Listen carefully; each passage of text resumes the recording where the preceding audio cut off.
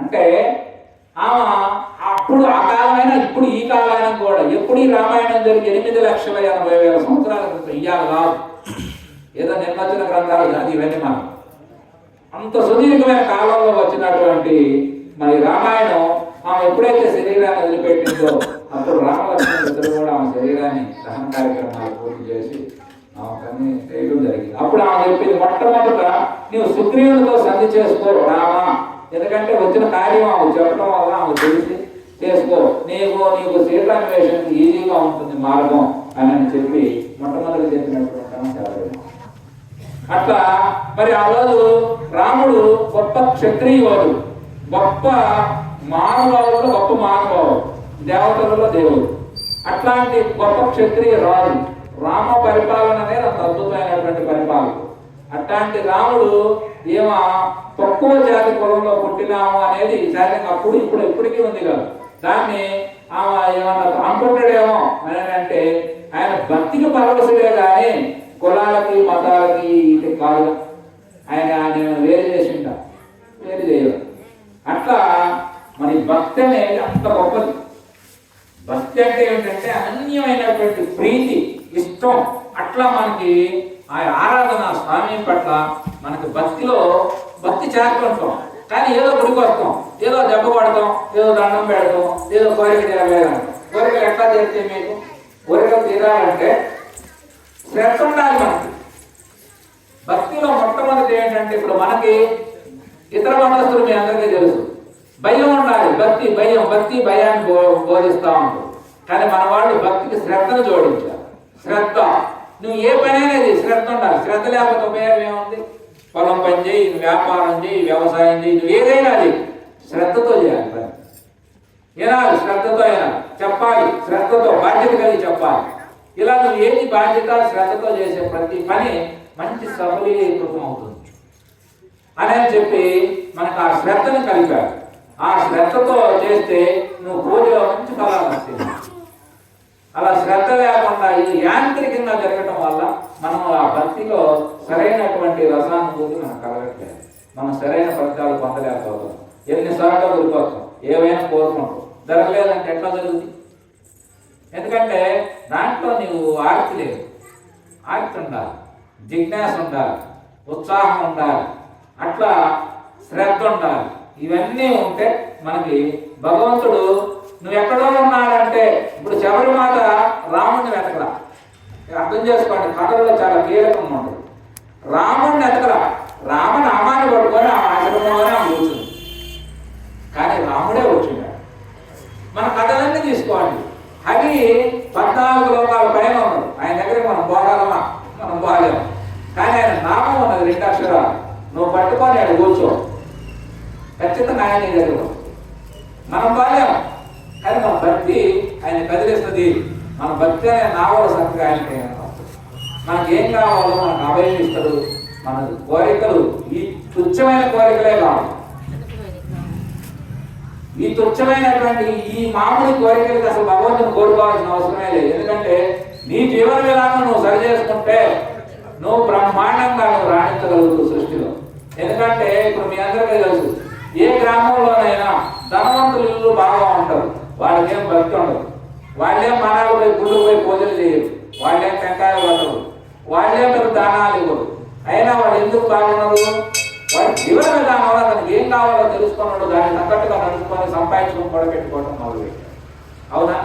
దానికి దేవుడితో పని లేదు. మరి దేవుడైతే ఈ భక్తుడే పేదవాడిగా ఉన్నాడు, ఆయన ఎందుకు ఉన్నవాడిగా ఉన్నాడు? చాలా తర్కం. ఎందుకంటే మనం అర్థం చేసుకుంటే యథార్థాన్ని అర్థం చేసుకోవాలి. మనం పూర్వం మసిపూసి మాయకాయ అన్నట్టుగా మభ్య పెట్టి ఈ కోరికలు తగ్గుతుంది, ఆ కోరికలు తగ్గుతుంది, ఈ దేవుడు కాదు ఆ దేవుడు, ఆ దేవుడు కాదు ఈ దేవుడు, ఇవన్నీ మార్చుకోవటం వల్ల, మతాలు మార్చుకోవడం వల్ల మనకు వదిలేది శుద్ధ దండగ. మతిని మారాలి. నువ్వు దీన్ని మార్చు, దీన్ని మారితే మొత్తం మారి. దృష్టి మారితే సృష్టి మారిపోయి. సృష్టి ఎప్పుడు మారదు. వాస్తవం సృష్టి ఎప్పుడు అంతే ఉంటుంది. సృష్టి అది ఎలా నడవాలో అలా నడుస్తుంది, అలా నడిపిస్తుంది మొత్తాన్ని. కానీ నీ మైండ్ మారిందనుకో మొత్తం మారిపోతుంది. అట్లా ధనం కావడానికి, భౌతికమైన సుఖాలు పొందడానికి ఏమీ కూడా భగవంతుడు మనకి ఆయనతో అసలు ఆయన అవసరం లేదు. ఎందుకంటే భగవంతుడు సృష్టిని సృష్టించి నీకు సర్వ అధికారాలు ఇచ్చిండు ఆయన. నీకు కావాల్సిన స్వేచ్ఛనంతా నీకే ఇచ్చిండు. నువ్వు ఏ పనైనా చేసి నువ్వు ఏ కోరికలను పొందాలో, నువ్వు దేనైనా సాధించుకున్న సంకల్ప శక్తిని, క్రియాశక్తిని అవన్నీ నీకే ఇచ్చిండు ఆయన. ఇవ్వబట్టే కదా లోకంలో కొంతమంది ఎంత ఆశ్చర్యంగా ఉంటుందో చెప్పుకుంటే. మన రామోజీరావు 40 సంవత్సరాల వయసులో ఆయన బతికిన మన 90, అంటే 50 సంవత్సరాల్లో 200 కోట్ల ఆస్తి సంపాదించారు. ఎట్లా సాధ్యం మనిషికి? ఆయన కఠోర తపస్సు అంటే ఏమిటి? కడుమూసుకొని చేసేది కాదు. ఆయనకి ఏం కావాలా దాని పట్ల తపస్సు సంపన్నుడయ్యి దానికి తగ్గట్టు క్రియలు చేయటం వల్ల ఆయన అంత సంపడపెట్టగలిగారు. ఒక సామాన్యం ఆ రకంగా 100,000 లక్ష కోట్ల సంపాదించడం వాళ్ళందరికీ దేవుడితో పని లేదు. ఎందుకని సంపాదన అంటే, ఎందుకు నేను ఇదంతా చదువుతున్నానంటే, భౌతికమైనటువంటి కోరికలు ఏమీ కూడా మన స్వాములతో మనకేం పని లేదు. అవన్నీ నువ్వు చేసే పనులు బట్టి నీకు వచ్చాది అంతే. మరి దేవుడే ఈ గుడి వల్ల, ఈ దేవుళ్ళ వల్ల ప్రయోజనం అంటే, నీవెవరో నీకు తెలియదుగా. ఈ లోకానికి నువ్వు ఎందుకు వచ్చినావు, ఇక్కడ నువ్వు ఎందుకు జీవిస్తున్నావు, నీ నిత్యం నీలో జరిగేటువంటి అంతర్మతం ఉన్నది. సుఖ సంతోషాలు, బాధలు, దుఃఖాలు, ఇవన్నీ నీటి బాధలు, మానసిక బాధలు, ఇవన్నీ కలిసి వేస్తా ఉన్నాయి. మన కళ్ళ ముందే కోటేశ్వరుడు కూడా ఏదో ఒకనాడు పేదవాడైపోతాడు, పేదవాడు పెద్దవాడైపోతాడు. అట్లాగే ఎంత ఆరోగ్యవంతుడు అనారోగ్యవంతుడు అవుతుంది. ఎంత గొప్ప భూమండలం మొత్తం భావించిన చక్రవర్తులందరూ కూడా దేహాన్ని విడిచిపెట్టి వెళ్ళిపోతాం. 50 సంవత్సరాలు వెనకపోతే ఈ గ్రామంలో ఎవరికన్నా పేరు చెప్పండి అంటే ఇప్పుడు చెప్పలేము, ఏమైనా తెలియదు. కానీ గ్రామం పుట్టి 50 ఏళ్ళు ఇంకా, ఇది పుట్టి 200 ఏళ్ళు. కానీ మరి ఎందుకని అంటే, ఎందుకని మనం ఇవన్నీ ఎవరు, దీనికి ఆధారమైనది ఏమిటి అని నీ జనన మరణ రహస్యాన్ని తెలిపడానికే మనకి ఈ దేవాలయాలు, దేవుళ్ళు ఇవన్నీ. వీటితో పాటు లోక కళ్యాణం, శాంతి, సౌఖ్యాలు, ఇవన్నీ భౌతికంగా కూడా మనం కొంతవర్తిస్తాం. కానీ మన కర్మ సిద్ధాంతం ప్రకారం అయితే నువ్వు చేసుకున్నటువంటి బలాలే నువ్వు పొందగలుగుతూ అనేది మనకి తేటతెల్లంగా చెబుతాం. ఈరోజు మత మార్పిడి మఠాలు విపరీతంగా ఎక్కువైంది బాగా మన తెలుగు రాష్ట్రాలు. వాళ్ళు ఎవరినన్నా ఎందుకు మారిన అంటే ఇదే కారణం. కారణం ఏంటి? నాకు మన ఒంట్లో బాగలేదు, ఆ పక్కన ఎవరో అక్కాయి పోయింది, ఆమె చెప్పింది, నేను వెళ్ళా పోయా, నాకు కూడా మారింది, తగ్గింది అని చెబుతూ. తగ్గింది మరి రాదా రేపొద్దున? ఇవాళ తగ్గింది, నీకు బాగానే ఉంది, రేపొద్దున మళ్ళీ రావాలి రావా? మరి మాస్టర్స్ కూడా చాలా మంది చనిపోతాం కదా, వాళ్ళ సంగతి ఏమిటి? మీరంటే మామూలు వాళ్ళమ్మా, మేము బోధకులు, మరి మాకే రేపొద్దున ఏమో తిరిగితే. అందుకని మన శాస్త్రాలు మనకు మూఢంగా చూడట్లా. నువ్వు ఇవన్నీ జరుగుతాయా, నువ్వు చేయిస్తే ఇవన్నీ జరుగుతాయి, నువ్వు చేయకపోయినా కొన్ని జరుగుతాయి. కానీ వీటన్నిటి గురించి మనం చేయాల్సింది ఏమిటో తెలుసుకోవాలని చెబుతాం. ఇలా అబద్ధాలు చెప్పి మాయమాటలు చెప్పి మారుతూ ఉంటే ఏమవుతుందంటే, మనకి సహజంగా ఇప్పుడు మనం చెప్పుకున్న కుటుంబ వ్యవస్థ, దేవాలయ వ్యవస్థ, మన భారతీయ సంస్కృతి అంత గొప్పది. అట్లాంటి సంస్కృతిని విచ్ఛిన్నం అవుతుంది. ఇలా ఒక మనిషి నాకు ఏదో స్వలాభం కోసం అంటే, నాకు ఏదో ఆరోగ్యం బాగలేకపోతే మారా, ఏదో కలిసి వస్తుందంటే మారా అంటే అతను ఒక రకంగా చేసే పరమ దుర్మార్గుడి కింద లెక్క. కారణం ఏంటంటే, నిన్న నీ పూర్వీకులు చేసినటువంటి సంస్కృతి మొత్తాన్ని నువ్వు కాలదని, రేపొద్దున భవిష్యత్తు తరాలన్నింటికి నువ్వు అనేక రకమైనటువంటి కళాత్మక హృదయాన్ని దూరం చేసి నీవు స్వార్థం కోసం నువ్వు మారితే ఏం మారితే ఏం చేస్తావు చెప్పండి? ఎక్కడి నుంచి వచ్చినాయి? వాళ్ళు బోధించే విధానం, సిస్టమ్ ఇదంతా కూడా ఎక్కడ మనకు సంబంధం లేదు. ఆ భాషణాన్ని కాదు, వ్యాసనాన్ని కాదు, దేవుడు మనడు కాదు, అసలు మనకు సంబంధమే లేదు. కానీ ఇవన్నీ తెచ్చి మన మీద రుద్దపడతాం. మనం ఇంత గొప్ప సిస్టమ్, దేవాలయ వ్యవస్థ అనేది ఎంత గొప్పగా ఉంటుందో.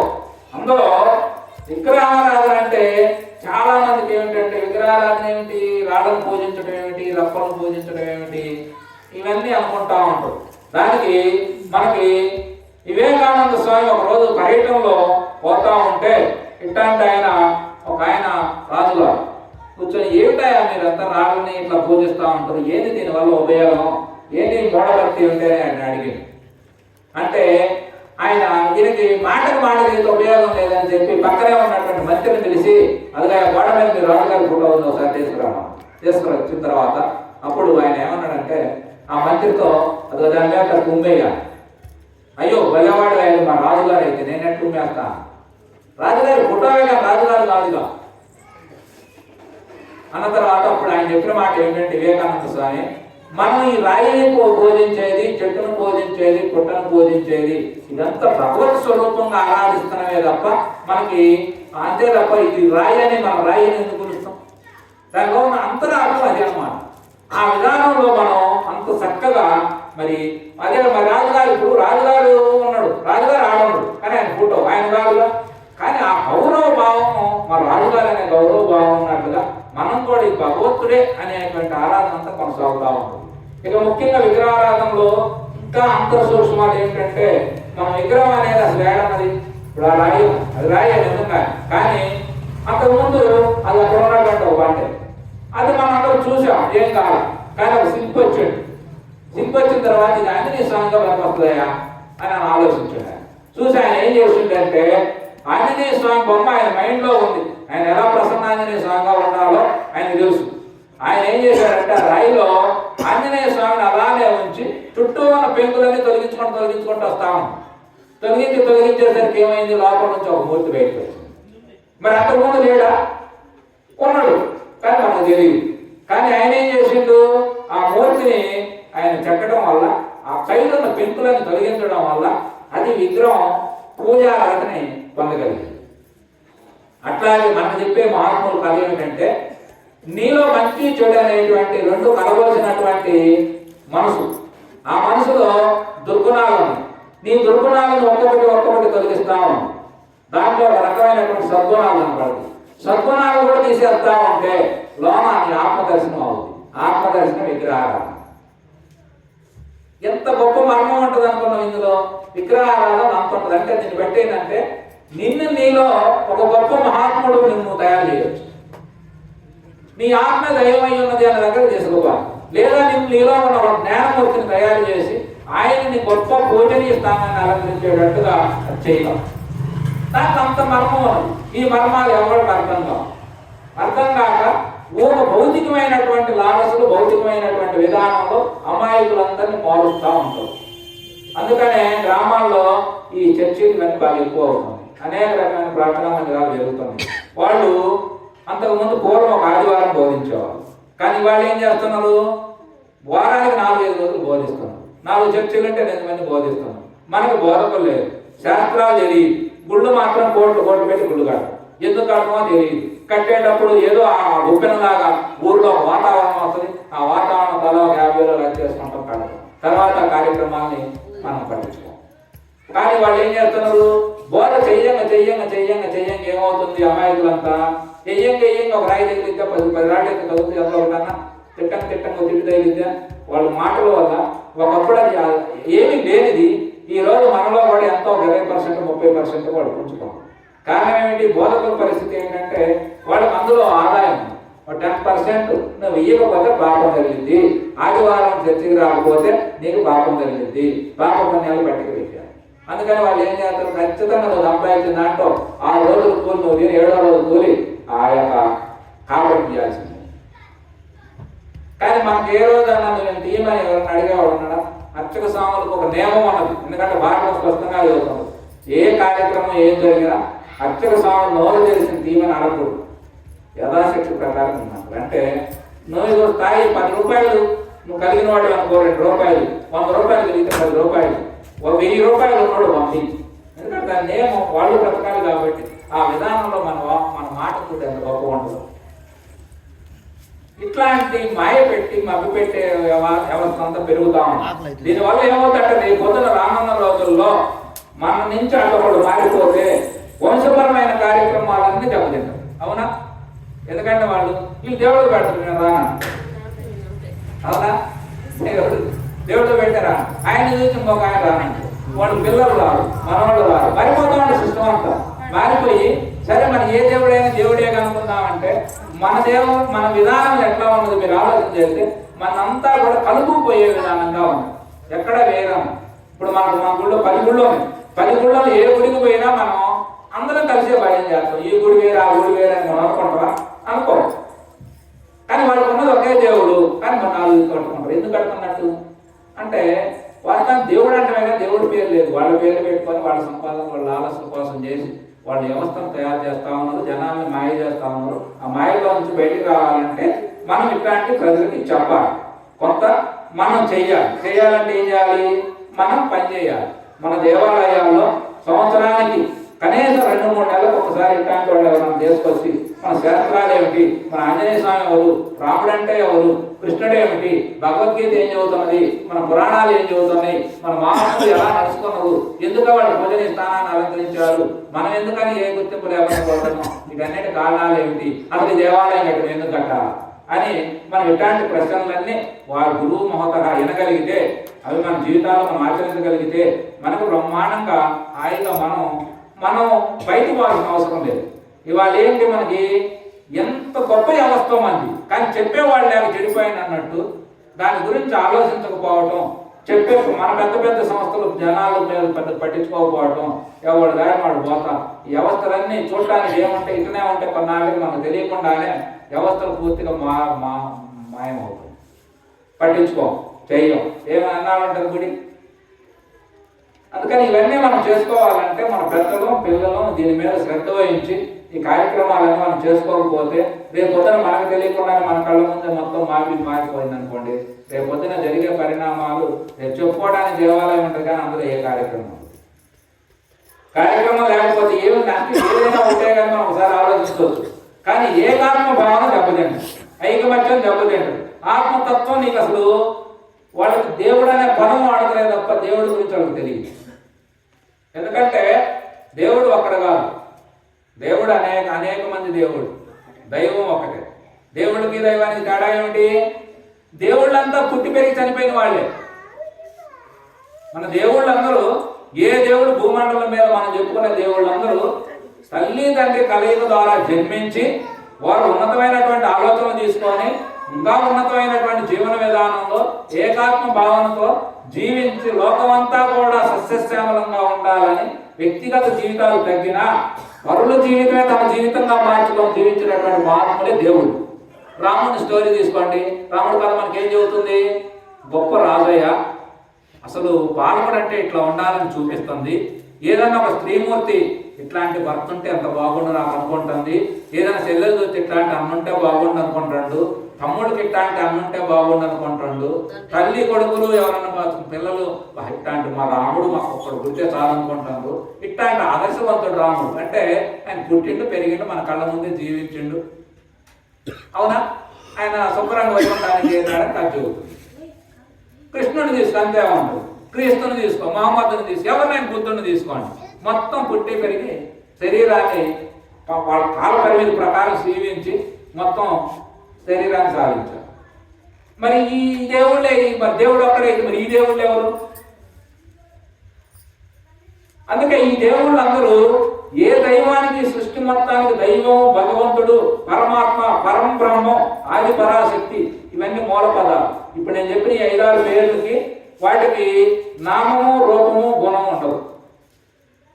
నామరూప గుణాలకు అతీతమైనటువంటిది సర్వాంతర్యామి సచ్చిదానందమూర్తి, సర్వానికి ఆధారమైనటువంటిది, ఈ సృష్టి స్థితి లయల మొత్తానికి సంబంధించినటువంటి దైవం.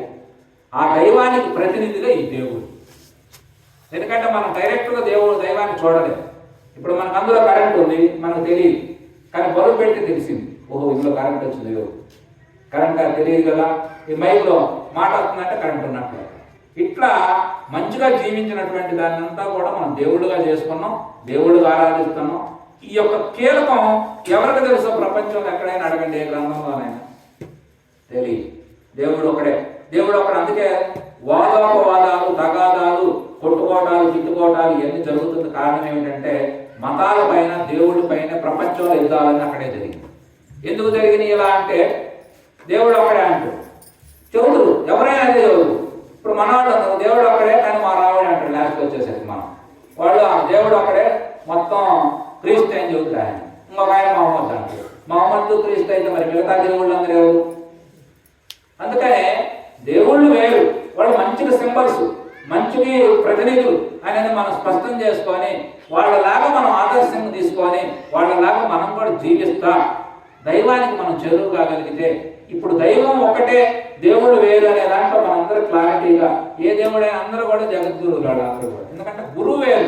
గురువు అంటే మంచి చెడు తెలిసిన వాడు, మంచి చెడుకి మంచికి వైపున నిలబడ్డవాడు, మంచి చెడు అతీతమైన మనసును పొందినవాడు, ఆ స్థానంలో వీళ్ళందరూ జీవించిన వాడు. ఇట్లాంటి వేరు చేసుకొని మనం చేసుకోగలిగితే ఈ దేవుళ్ళ ద్వారా దైవాన్ని చేరుకోగలం. ఆ దైవం ఎక్కడ ఉన్నది అంటే నీలో ఉన్నది అంతగా ఉన్నది అందరిలో ఉంది. దాన్ని చూడాలంటే నువ్వు డైరెక్ట్గా చూడలేవు. ఈ బల్బును చూస్తే కరెంట్ ఉంది అన్నట్లుగా నీలో ఉన్నది కానీ నీకు తెలియదు. అలా తెలియటంలో తెలుసుకోవాలంటే అది భారతదేశంలోనే పుట్టాలా, నువ్వు ఒక హైందవ సంస్కృతి సాంప్రదాయాల్లోనే జీవించాలా, మన గురుతత్వాన్ని అనుసరించాలి. అర్థం చేసుకున్న వాడికి తెలిసింది. ఇక నీకు మిగతాదంతా ఏం లేదు, ఏదో పోయిన ఫ్యాషన్కి పోతాం, ఫ్యాషన్ అంతే. పట్టుకోవడం సాయంత్రానికి ఆదివారం శనివారం ఏదో ఒక వారం దేవాలయానికి పోవడం అంటే ఒక ఫ్యాషన్ కావాలి. ఫ్యాషన్గా ఉంటే ఫ్యాషన్ కాదు. భౌతికమైనటువంటి కోరికల కోసం అయితే నిజానికి ఇక్కడికి వచ్చినావు అర్చక స్వామికి ఒక 50 100 చేస్తాం, 50 పోయింది. ఆదివారం పని మానుకుంటాం ఒక 500 దండగా, 600 రూపాయలు నీకు దండగా ఎక్కడి నుంచి వస్తుంది నీకు లాభం? పోనీ ప్రవర్తనలో ఏదైనా నీ ప్రవర్తనలో మార్పు వస్తే నీకు లాభం వచ్చినట్టు లెక్క. ప్రవర్తనలో మార్పు లేనప్పుడు నువ్వు ఏమి చేసినా కూడా ఏం ప్రయోజనం లేదు. ముఖ్యంగా లోకంలో ఆదర్శం ఎక్కడ దెబ్బతింటుంది? మరి ఈరోజు బోధకులు మన దేవాలయాలు ఉన్నాయి, చర్చలు మసీదులు బోధకులు విపరీతంగా ఉన్నారు. అయినా ప్రపంచంలో అలజడి తగ్గల, ఏ మంచి మార్పు రావట్లేదు. కారణం ఏమిటి అంటే బోధించే వాళ్ళ జీవితాల్లో వాళ్ళ జీవితం లేదు, ఆచరణ లేదు. ఇప్పుడు మనందరం ముఖ్యంగా మనం ఎక్కడ దాకా ఎందుకు మనం ఇక్కడికి వచ్చి ఈ ఆంజనేయ స్వామి దేవాలయాన్ని శనివారం 10 మంది భక్తులు వస్తాం. ఈ భక్తులందరూ కూడా కూర్చొని మీరు భజన చేయాలి.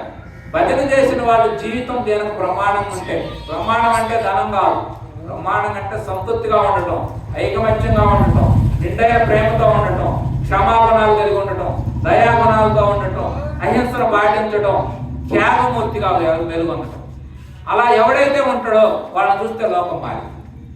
కానీ గుడే భజనే జీవితం అయింది. అందుకని ఏముందిలే ఎన్నాళ్ళు భజన చేసిన వాళ్ళు ఏం మార్పు లేనప్పుడు మన గుడికి పోవటం ఉపయోగమైందని ఇది ప్రశ్న.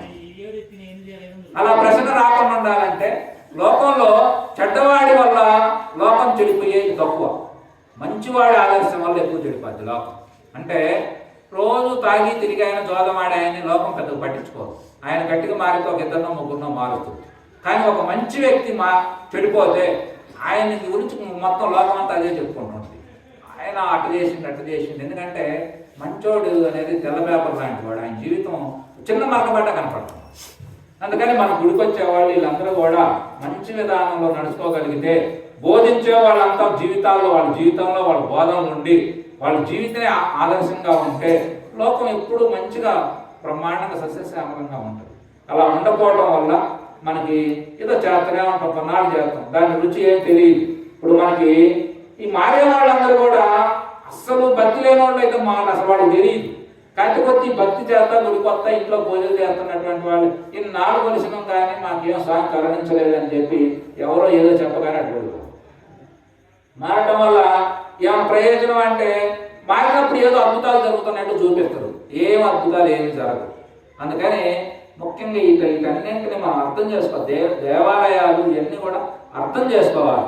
అర్థం చేసుకొని మనిషి భ్రమలో నుంచి బయటికి రావాలి.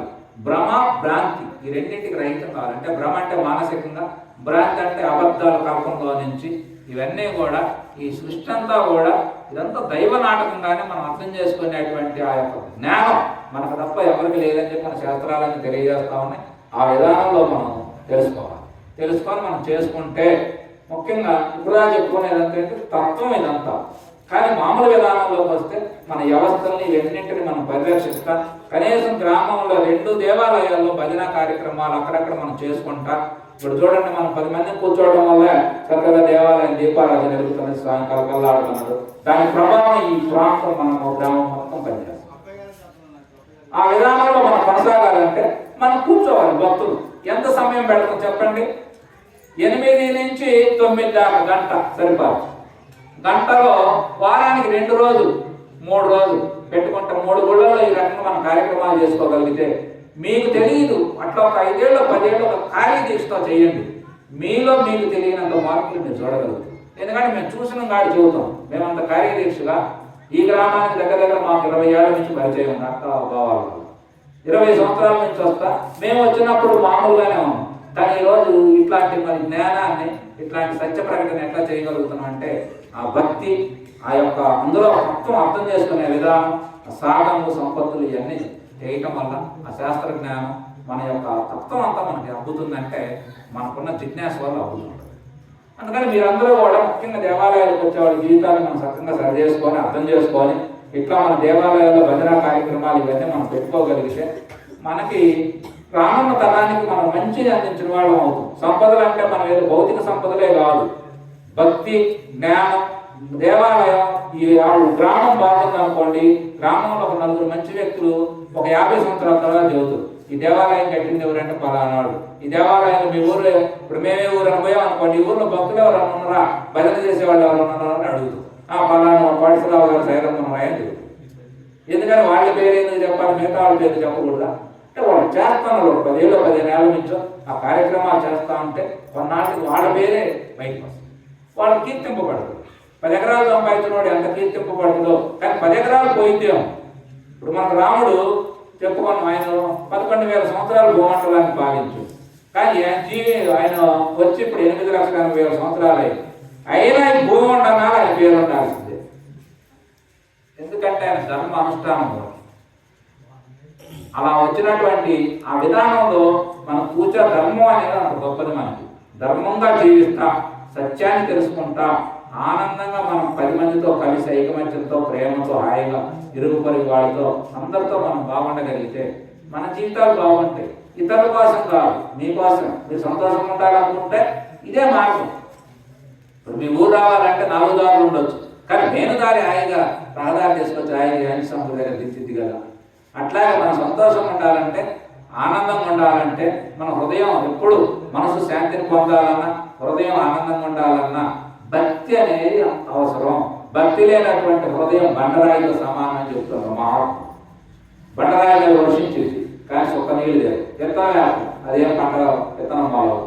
అట్లాగే భక్తి లేని హృదయాలు కఠోరం ఉంటాయి, గొడ్డుగా ఉంటాయి, వాడు వాయిస్ తేడాగానే ఉంటుంది, ఇవన్నీ తేడా ఉంటుంది. భక్తి ఉన్న మనసు మెత్తగా అయిపోతుంది, ఇతరుల బాధపడితే బాధపడతారు, ఎప్పుడు ఇతరులకు సాయం చేసేవాళ్ళుగా ఉంటారు, ఎప్పుడు తను బాగుండాలనుకుంటారు, ఇతరులు బాగుంటే బాగుండాలనుకుంటారు. భక్తి వల్ల అన్ని ప్రయత్నాలు ఉంటాయి. అందుకని అట్లాంటి భక్తిని మనందరం కూడా అలవర్చుకోవాలి, సత్కర్మలు చేసుకోవాలి. దేవాలయ వ్యవస్థ అన్నింటినీ మనకి మన సొంత ఆస్తి. మన ఒక్కొక్కరికి ఇల్లు ఒక కుటుంబం ఒక కొన్ని సంపదలు ఎట్లా ఆస్తో ఇదంతా మన గ్రామ సంపద, దేశ సంపద, విశ్వ సంపద. భారతదేశం అనేది దేవాలయ వ్యవస్థే మనందరినీ కాపాడుతా ఉన్నది. ప్రపంచంలో అందరికంటే గొప్పవారిగా నిలబెట్టడానికి అంత ఉపయోగపడుతుంది. అట్లాంటి దేవాలయ వ్యవస్థని మనం ఎంత కాపాడుకోగలిగితే, ఎన్ని కార్యక్రమాలు మనం చేసుకుంటే ఐక్యతకి శిఖరం దేవాలయం. ఇప్పుడు 7 చేస్తాం, ఎవరో 10 రూపాయలు ఎత్తులు, 100 రూపాయలు ఎత్తులు, 1000 రూపాయలు ఎత్తులు, 1,00,000 ఎత్తులు అయినా అక్కడికి వచ్చేసరికి అందరూ సమానంగానే ఉంటాం. అందరూ ఎవరో పెట్టేవాడు పెడుతుంటారు, తినేవాళ్ళు తింటుంటారు, చక్కగా బ్రహ్మాండంగా ఉంటారు. దేవాలయాలనే అంత గొప్ప. అట్లాంటి దేవాలయం, అట్లాంటి కుటుంబం, ఈ రెండింటిని మనం అర్థం చేసుకుని సక్రమంగా ఆచరిస్తే మానవ జన్మ సాఫల్యం సార్థకం. కుటుంబంలో వల్ల ద్వారా ఏమవుతుందంటే కుటుంబ వ్యవస్థ ఇప్పుడు మనం చెప్పుకున్నట్టు బాగా జీవిస్తే సాఫల్యం చెందినట్టు. దేవాలయ వ్యవస్థను సక్రమంగా అర్థం చేసుకుంటే నీ మానవ జన్మ సార్థకమైన. ఏ సార్థకం సాఫల్యం ఏమీ లేకుండా ఏదో కొద్ది చచ్చిపోయిన గోడవతలేసిన అబ్బాయి అన్నట్టు మానవుడిగా పుట్టి నువ్వు పోయినవంటే ఏం ఉపయోగం లేదు. అందుకని భక్తి అనేది, ఎందుకంటే భక్తులు కథలు ఉంటాయి, ఎంత గొప్పగా ఉంటాయి, మాతలు, స్త్రీమూర్తులు, అట్లా అనేక రకాలుగా వాళ్ళ జీవితాన్ని ధరింపజేసుకున్నాం. అట్లా ధరింపజేసుకోవాలంటే భక్తి అనేది మనకు అవసరం అని చెప్పి మహాత్ములందరూ తెలియజేస్తా ఉన్నారు. కానీ ఆ విధానంలో మనందరం నడుచుకొని ఆంజనేయ స్వామి రామచంద్ర ప్రభు యొక్క అనుగ్రహం పొందాలి. అందుకని మీరు అందరూ ఈ కార్యక్రమాలు ఇవన్నీ చేసుకోవాలి. సరేనా?